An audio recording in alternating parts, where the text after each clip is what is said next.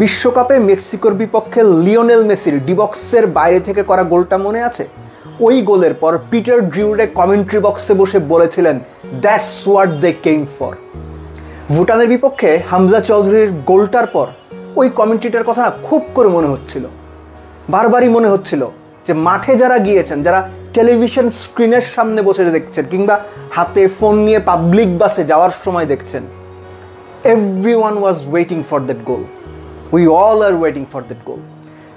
6 minute Jamal Bhuiyan 6 number jersey পরা যে ক্রসটা করলেন, যে এলিভেশনটা হামজা ভুঁইয়া নিলেন, যে জাম্পটা করলেন, যে বডির পজিশন, যে হেডটা করলেন, যে প্লেসমেন্টটা করলেন, এক কথায় বললে class, quality was written everywhere of that goal. আপনি মনে করে বলেন তো, আপনি বাংলাদেশ ফুটবলের যদি নিয়মিত সাপোর্টার হন, বাংলাদেশ লাস্ট মালদ্বীপের বিপক্ষে 2 গোল করার আগে সবশেষ 2 গোল কবে করেছিল? মনে করতে পারবেন? আমি নিশ্চিত করে গ্যারান্টি দিয়ে বলছি, আপনি মনে করতে পারবেন না। বাংলাদেশ সবশেষ 10 বা 11 ম্যাচে গোলই করেছে মোটে 4টা, তার মধ্যে 2টো মালদ্বীপের বিপক্ষে, একটা এই ভুটানের সঙ্গে, আরেকটা লেবানন বা প্যালেস্টাইনের সঙ্গে, সম্ভবত প্যালেস্টাইনের সঙ্গে। এই ম্যাচে যে বাংলাদেশ 2টো গোল করলো, এই 2টো গোল শুধু গোল না, বাংলাদেশ ফুটবলের যে একটা নতুন যাত্রা, নতুন শুরু, নতুন স্বপ্নের পথে এগিয়ে যাওয়া, তার জন্য তার পক্ষে 2টো বড় তোপধ্বনি এই 2টো গোল। বাংলাদেশ নর্মালি যেমন খেলে এই ম্যাচটা কিন্তু তেমন খেলেনি।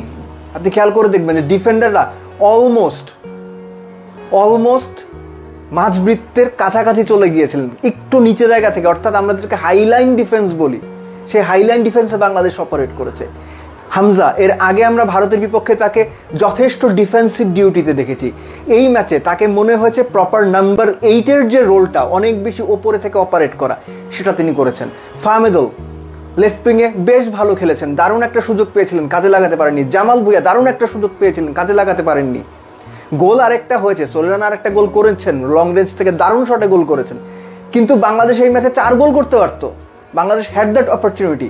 সব মিলে বাংলাদেশ প্রস্তুতি ম্যাচ হিসেবে যেভাবে খেলার কথা সেভাবেই খেলেছে, যেভাবে প্রস্তুত হওয়ার কথা, যেভাবে নিজেদের জায়গাগুলো ঝালিয়ে নেওয়ার কথা, সবই নিয়েছে। এই ম্যাচে 5 জন বিদেশে জন্ম নেওয়া বাংলাদেশি বংশোদ্ভূত ফুটবলার খেলেছেন। হামজা তো আছেন, জামাল তো আগে থেকেই ছিল, ফাহমেদুল, কাজেম, একই সঙ্গে তারেক কাজী।